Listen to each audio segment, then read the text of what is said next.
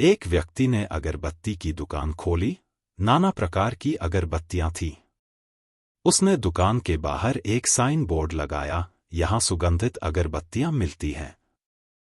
दुकान चल निकली। एक दिन एक ग्राहक उसके दुकान पर आया और कहा, आपने जो बोर्ड लगा रखा है उसमें एक विरोधाभास है। भला अगरबत्ती सुगंधित नहीं होंगी तो क्या दुर्गंधित होंगी? उसकी बात को उचित मानते हुए विक्रेता ने बोर्ड से सुगंधित शब्द मिटा दिया। अब बोर्ड इस प्रकार था, यहाँ अगरबत्तियां मिलती हैं। इसके कुछ दिनों के पश्चात किसी दूसरे सज्जन ने उससे कहा, आपके बोर्ड पर यहाँ क्यों लिखा है? दुकान जब यहीं है तब यहाँ लिखना निरर्थक है।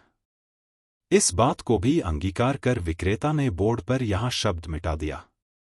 अब बोर्ड था, अगरबत्तियां मिलती हैं। पुनः उस व्यक्ति को एक रोचक परामर्श मिला, अगरबत्तियां मिलती हैं का क्या प्रयोजन? अगरबत्ती लिखना ही पर्याप्त है। दुकान है तो मिलती ही है। अतः वह बोर्ड केवल एक शब्द के साथ रह गया, अगरबत्ती। विडंबना देखिए। एक शिक्षक ग्राहक बनकर आए और अपना ज्ञान वमन किया, दुकान जब मात्र अगरबत्तियों की है तो इसका बोर्ड लगाने का क्या लाभ? लोग तो देखकर ही समझ जाएंगे कि मात्र अगरबत्तियों की दुकान है। इस प्रकार वह बोर्ड ही वहां से हट गया। कालांतर में दुकान की बिक्री मंद पड़ने लगी और विक्रेता चिंतित रहने लगा। एक दिन में उसका पुराना मित्र उसके पास आया। अनेक वर्षों के उपरांत वे मिल रहे थे। मित्र से उसकी चिंता ना छिप सकी और उसने इसका कारण पूछा तो व्यवसाय के गिरावट का पता चला। मित्र ने सब कुछ ध्यान से देखा और कहा, तुम बिल्कुल ही मूर्ख हो। इतनी बड़ी दुकान खोल ली और बाहर एक बोर्ड नहीं लगा सकते थे, यहाँ सुगंधित अगरबत्तियां मिलती हैं।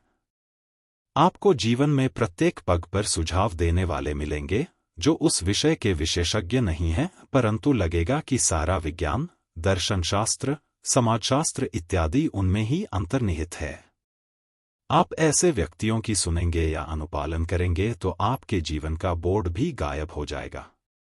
आपकी स्थिति भी उस विक्रेता की भांति हो जाएगी। आप किसी भी समस्या या विषय के निराकरण के लिए उससे संबंधित विशेषज्ञों की सुनेंगे या अपने अंतःचेतन की, क्योंकि आपको आपसे अधिक कोई नहीं जानता। इसीलिए अपने मन की बात सुननी चाहिए, दूसरों के मन की बात नहीं।